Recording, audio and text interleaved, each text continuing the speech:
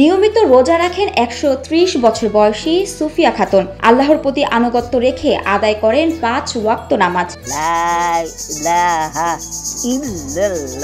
প্রাপ্তবয়স্ক হওয়ার পর থেকে কখনো রমজানের রোজা বাদ দেন না তিনি। নিয়মিত পড়েন তারাবির নামাজও। আমার দাদি রোজা নামাজ সব ঠিক আছে, তাহাজ্জুদ নামাজ ইস্তেক পড়ে। আমার জন্মের পর তো দেই না যেন রোজা নামাজ কায়দা করছে। বয়সের ভারে মাটিতে নুয়ে পড়া এই বৃদ্ধা যেন অদম্য।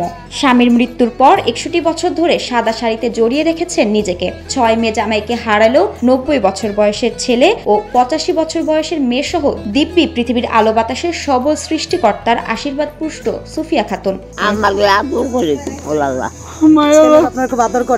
সুফিয়া খাতুন লাঠিতে ভর করে দ্রুত গতিতে হেঁটে বেড়ান বাড়ি জুড়ে। শরীর সায় না দিলেও ঘুরে বেড়ান এখান থেকে সেখানে। বাড়ির উঠানে বসে খোশ গল্প করেন পরিবারের সদস্যদের সাথে।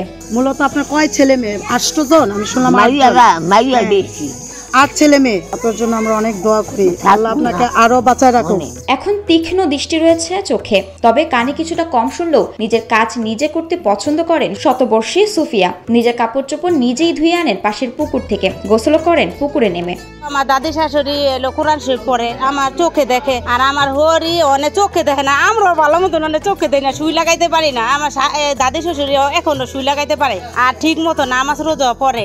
আবার খোদাবের পুষ্কুর নিজ কাপড় চোপড় জায়গা দিতে প্রতিদিন নিজের দরজার মুখে সেরে নেন অজু। এরপর জায়নামাজ বিছিয়ে শুরু করেন নামাজ পড়া। বয়সের ভারে দাঁড়িয়ে নামাজ পড়তে কষ্ট হয় বলে বসে থেকে শেষ করেন ৫ ওয়াক্ত নামাজ। নামাজ রোজা ৫ ওয়াক্ত পড়ে, পড়ে মানে ৫ ওয়াক্ত নামাজ রোজা পড়ে। সব সময় বসে থেকে নামাজ স্কুলে নামাজ পড়তে যায় না, চলে যায় না। না না মাথা খারাপ নেই, আমাকে মন সুযোগ ছাড়িয়ে নাকি দূরের কথাই, আমাকে মন সুযোগ নাই।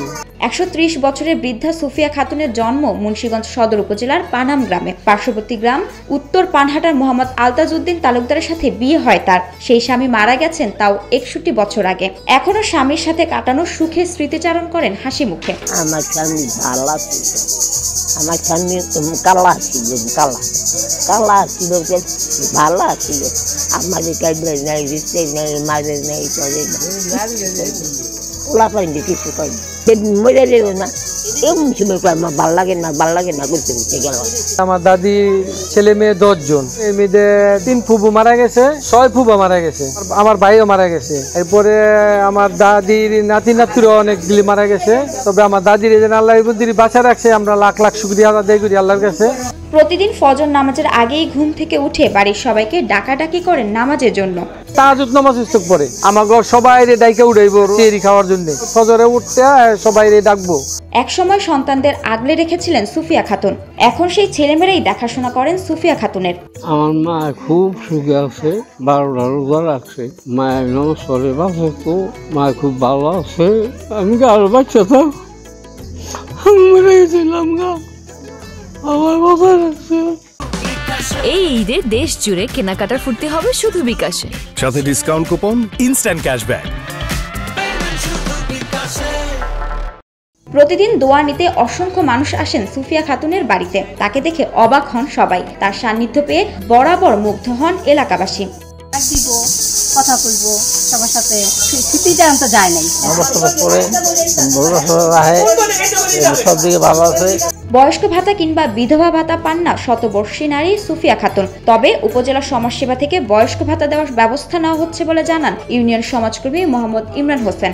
আমি অবগত হয়ে এসেছি যে উনি বয়স হল ১৩০ বছর। আমাদের সমাজসেবা অফিসার মিহির কুমার পাইক, তার মাধ্যমে অবগত হয়ে এসেছি যে ওনার বয়স্ক ভাতা এনশিওর করার জন্য। এখনও সেই বয়স্ক ভাতা পায়নি। এই বিষয়ে আমরা কার্যকর পদক্ষেপ নেব ইনশাআল্লাহ।